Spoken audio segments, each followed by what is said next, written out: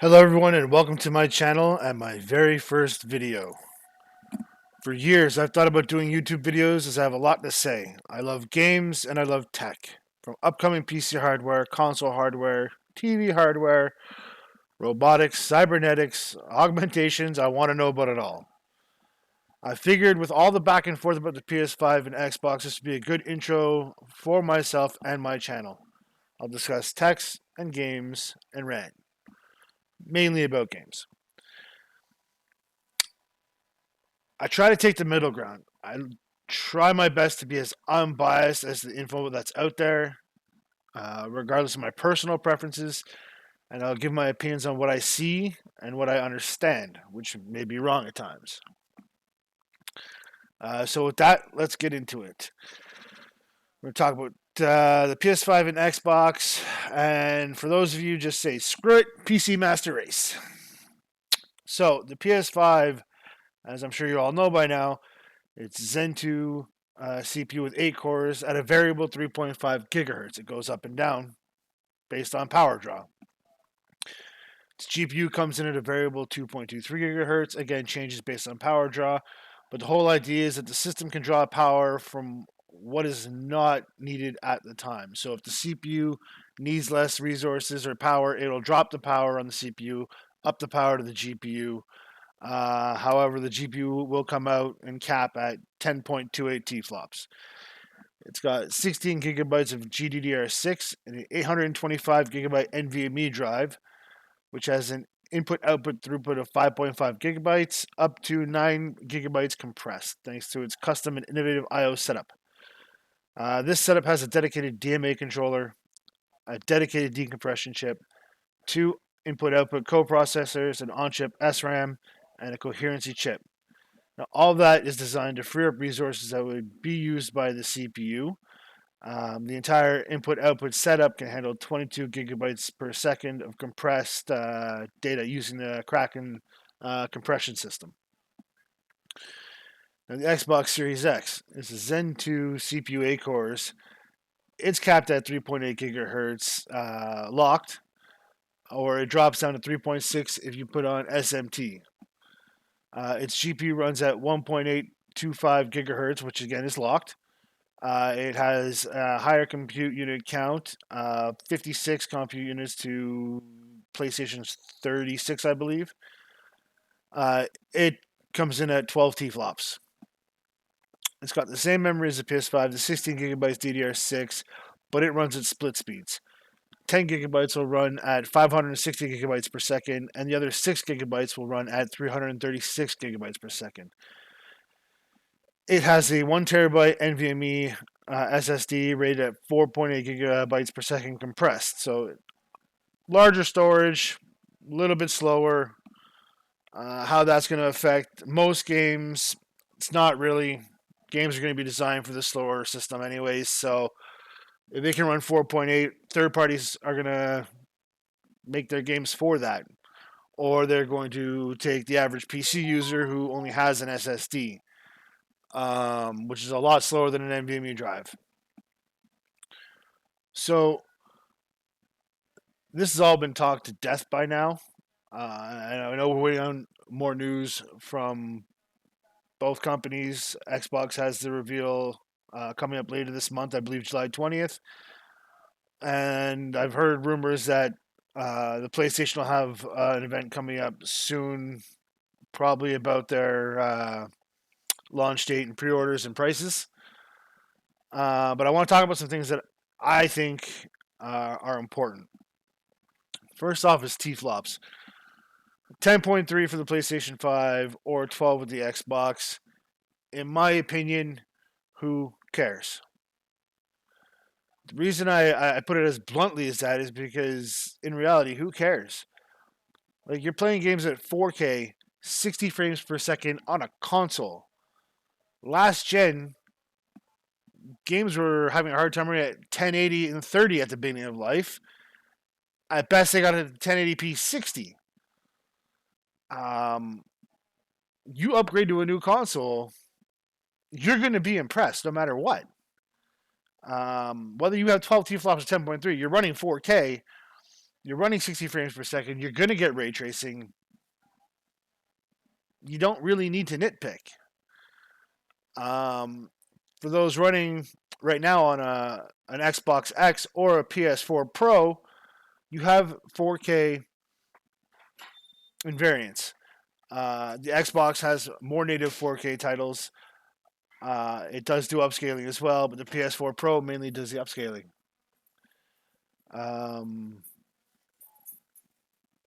Doesn't really matter since both systems will do it pretty well. PCs are pretty customizable when it comes to graphics. You get a lot of options, a lot of sliders, a lot of options, low, medium, high, ultra, all that other fun stuff. Um, so pretty much with the next gen consoles, instead of playing at low, ultra low at 4K just to hit 30 frames per second like we're doing on the Xbox One X and the PS4 Pro, you could probably get medium to high graphics to maintain the 60 frames per second out of the new systems. That'll change if you have ray tracing on or off. But again, you're going to get better shadows, a bit better reflections, maybe some better looking physics. But that's about it. You're not really going to see much of a difference between jumping from a 4K Xbox One to a 4K Series X or PS5. Excuse me. Other than higher frame rate. I play 1440p on my PC because I get the higher frame rates rather than run 4K at 60 because it's smoother, and I think that's where you're going to notice the biggest difference is going from 30 to 60 frames per second at such a high resolution, or the games that are offering 120 frames per second. That's going to feel nicer than just seeing the updated graphics. So again, T-flops really don't matter. The whole Microsoft Xbox push of you got the most powerful console, it's 12 T-flops. Now they're turning around saying T-flops don't matter. Well, they're right, they don't. I've got three main points that I think are the most important for next-gen consoles. First is immersion. Second is exclusives, and then third is just your social network. For the immersion, I think this is where Xbox is going to get trounced early on. You start developing next generation games, trying to maximize what you can do with the next gen systems. It's going to destroy the previous gen consoles, which it should. The problem with Xbox supporting the Xbox One for 2 years is taking your leg off before you go for run a race. You look at Halo Infinite, Hellblade. Those games are going to look fantastic. Like you're going to get massive graphics power out of them. But at the end of the day, the core gameplay is built for the last gen hardware, which was already 3 years old when it came out 7 years ago. So you're talking about 10-year-old hardware that these games are being built for. They're going to miss out on a lot of what the next gen can offer. And as long as they're being built for the old systems, that's what you're going to get. Now, I think that's again where PSE is going to take the edge because they're kind of saying, "Hey, what PS4? We never had a PS4." So for third-party games, sure, they're going to be built for previous gen, but all their exclusives are going to be built for the PS5 and not the PS5 and the PS4. So they're going to take advantage of all the new stuff. Now, exclusives. That's kind of a wait and see. We know that the PS5 is going to capitalize on the lineup that they already have of exclusive games. As far as any new good IPs coming out from Sony, we don't really know. More than likely, I mean, if you figure this console is going to last 7 years, let's say they have lots of time to put out brand new IPs, and same with the Xbox. I mean, we don't really know what's going on with them. They are going to do their exclusive launch there on July 20th, I believe, and we will see what they have to show us. But again, I think it's going to focus on things like Hellblade, Halo, Forza, Gears. things like that. But again, all these games are being built for last gen with nice graphics. And the third point is your social network. I mean, you look back at the 360 PS3 days, going to the PS4 Xbox One days, that was the start of online gaming for consoles. It wasn't as mainstream as it is now. So, yes, you made friends on your 360 or your PS3 and yada yada yada. But then you made a choice. Do I want the PS4? Do I want the Xbox One? Because those were going to be massive upgrades, and that's kind of where you made your social circle. Most people play with either a small group or a large group of players that they play with on a regular basis, or they tend to like to play with more.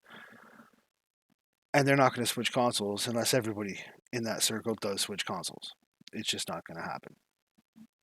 So you're not going to jump from PS4 to Xbox Series X just because you know there's going to be reasons, like again, like I said, exclusives.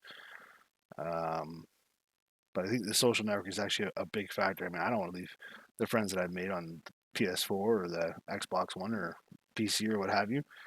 If I only had one of them, I'm not going to just jump ship. I want to play with them. They're the ones that I like to play with. Uh, I think those 3 points for me make up like 95% or higher for my decision as to which console I'm going to put my priorities into. For me, that's the PS5. I have a PC, so Xbox going crossplay is less incentive for me to go out and buy an Xbox. I probably will anyways, but again, my priority is going to be either PC or PS5.